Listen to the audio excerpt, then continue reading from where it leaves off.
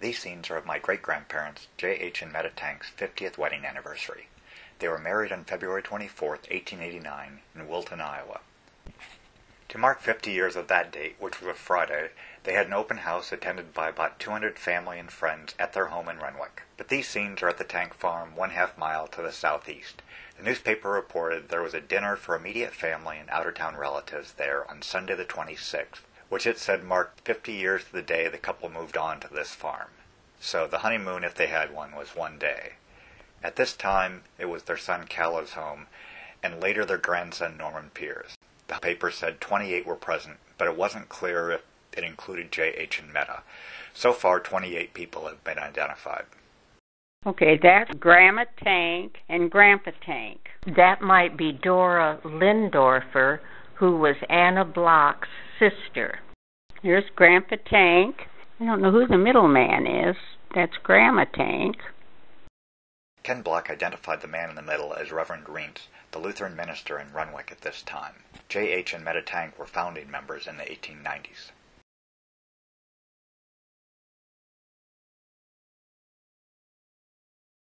Oh, I believe that's John and Anna Vaughn from Bennett, Iowa. Anna Vaughn was a second cousin of Mom and Aunt Laura and Aunt Meta. She's part of the Sorgenfrei group. That's my cousin Corwin.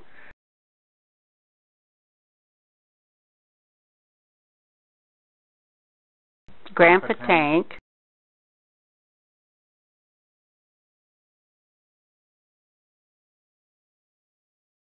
That's Carmen Peer on the right. That's probably Irwin Peer behind his daughter Carmen. There's another woman in a hat in between them, and she is shown again next to the car, but you can't see her face. It is probably Jeanette Vaughn. She and Carmen were students at Iowa State, and Jeanette's parents probably picked them both up on the way. That looks like Norman Peer coming out to see his sister off. Oh, gosh. Uncle Calla is the one, the tall man. Aunt Lil is the one on the left. And there's Aunt Laura, Grandpa Tanck, Grandma Tanck, Uncle Calla, Aunt Meta, and Mom.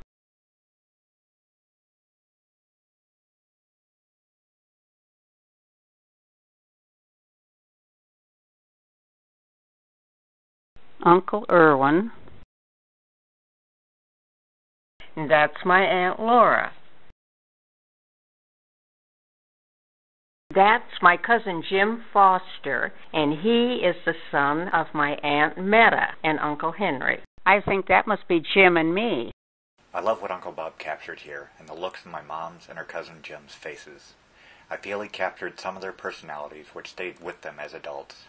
I'm sure it isn't possible for their grandchildren to see, but we are all young once, and children 70 years ago weren't that different from today. And that's Aunt Dorothy and Billy and Uncle Calla. That's Jim again with his mom and dad, Aunt Meta, and Uncle Henry. Okay, right after the Fosters comes Klaus Block and Anna Block. And Anna Block was my mom's and Aunt Laura's, Aunt Lil's, and Aunt Meta's first cousin. Following them is Anna Block's dad, Dave Ram, the man with the white hair and the mustache. Dave Ram lived with the Blocks, and they had a big family.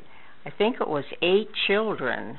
Myrtle, Clem, Arnie, Merrill, Connie, Eva, Carol, and Kenny. Kenny was the youngest, and he was in my class. And they were all second cousins of mine. That's Margie, and your grandpa, my dad. Margie, there's Margie. And me. Yeah, that's Margie and me. And that's Grandpa Tanck with the cigars strutting along.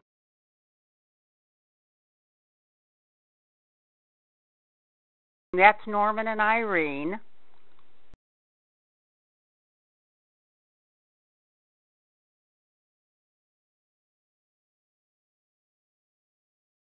Dora Lindorfer came from Rock Island, Illinois. Somebody's stuck. Is it Grandpa? There comes Grandma.